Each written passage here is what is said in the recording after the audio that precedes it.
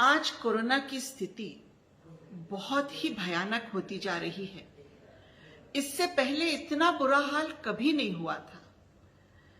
देखा जा रहा है कि शमशान भूमियों में वेटिंग लिस्ट लगी है, कब्रिस्तानों में जगह नहीं है, हर घर में लोग इन्फेक्ट हो गए हैं, बुजुर्गों की मौतें हो रही हैं। बहुत बुरा हाल है। आज बच्चे और नौजवान भी इससे बचे हुए नहीं हैं। भारत के हर नागरिक की जिम्मेदारी है आज कि इसके बारे में अपना कंट्रीब्यूशन दे। इसमें दो भूमिकाएं हैं। एक ये, जो संसर्ग होने से पहले प्रिवेंटिव मेजर्स क्या हो सकते हैं, और एक बीमारी होने के बाद क्या करना चाहिए। बीमारी होने के बाद जो करना चाहिए उसके लिए तो अरेंजमेंट्स हो रहे हैं, हालांकि उसमें भी चुनौतियां हैं। ऑक्सीजन की कमी हो रही है, इंजेक्शंस की कमी हो रही है, हॉस्पिटल्स में जगह नहीं मिल रही है, लेकिन वो चुनौतियों का सामना करने के लिए मैकेनिज्म्स मौजूद हैं और वो करने की कोशिश भी की जा रही है। लेकिन जो प्रिवेंटिव मेजर्स है, इसके लिए हर नागरिक जिम्मेदार है। हमको जरूरी है कि अपने कुटुंब के लिए, अपनी फैमिली, अपने परिवार के लिए हमको जिम्मेदार बनना होगा, क्योंकि वो हमारी वजह से हमारी फैमिली को इन्फेक्ट करने का होने का की शक्यता है। इसीलिए लोगों से दूरी बनाए रखना जरूरी है। कम से कम 6 फीट दूर एक दूसरे से रहे, मास्क हमेशा पहने रहें, नाक के ऊपर रहे मास्क, ताकि कम से कम शक्यता हो कि ये इन्फेक्शन एक से दूसरे को फैले। लेकिन देखा जा रहा है कि बाजारों में भीड़ हो जाती है, फंक्शंस किए जाते हैं, लोग ये एहतियात नहीं कर रहे हैं और इसकी वजह से इतना बुरा हाल हो रहा है कि हमारे हाथ से बाहर ये पूरी स्थिति चली जा रही है, हमारे कैपेसिटी में नहीं रहा है। लेकिन आज बेटर लेट देन नेवर, और इसके लिए हम सब ने ये कॉशन रखने की आवश्यकता है। दूसरी एक और बात मैंने देखी है कि जब टेक्नीशियंस टेस्ट करते हैं, आरटीपीसीआर हो या एंटीजन टेस्ट हो, तो बार बार मैंने देखा है कि ये टेक्नीशियंस ग्लव्स तो पहनते हैं, लेकिन एक दूसरे के टेस्ट करने से पहले ये अपने हाथों को, अपने ग्लव्स को सैनिटाइज नहीं करते हैं। एक ही ग्लव पहने हुए हर पर्सन का टेस्ट किया जाता है। मुझे यहां बहुत बुरी तरह से लैक ऑफ ट्रेनिंग लग रही है, क्योंकि हाइजीन मेंटेन करने का सेंस इन टेक्नीशियंस में नहीं दिख रहा है, जो एक मेजर कॉज हो सकता है ये संसर्ग फैलने का।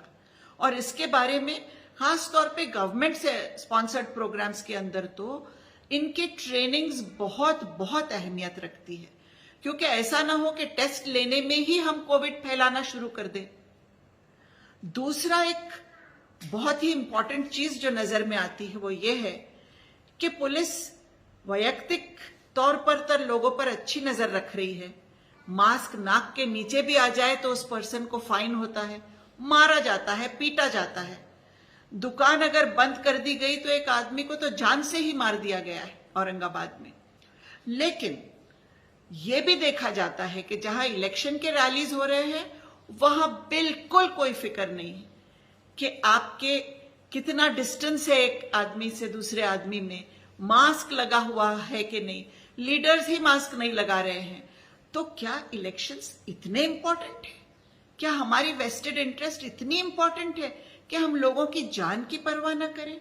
हम बातें तो बहुत बड़े बड़े करते हैं, डायलॉग बाजी तो बहुत बड़ी बड़ी करते हैं। मैं हर नेता को बोल रही हूं कि ये नेता ये क्यों नहीं सोच रहे हैं कि आज आपका डिजिटल इंडिया जो है, आपकी मन की बात जिस तरह पहुंच रही है, तो इलेक्शन कैंपेन भी इस तरह क्यों नहीं पहुंच सकता है? क्यों हम लोगों की जानों को धोखे में डाल रहे हैं? क्यों हम बड़े बड़े स्पोर्ट्स के इवेंट्स ले रहे हैं जहां स्टेडियम में बिना मास्क के लोग लाखों की संख्या में बैठे हुए हैं, और कई जगहों पे ये लाखों की भीड़ जो दिख रही है? क्या हमारे नेताओं की, हमारे सरकारों की ये जिम्मेदारी नहीं है कि इन भीड़ों पे नियंत्रण किया जाए?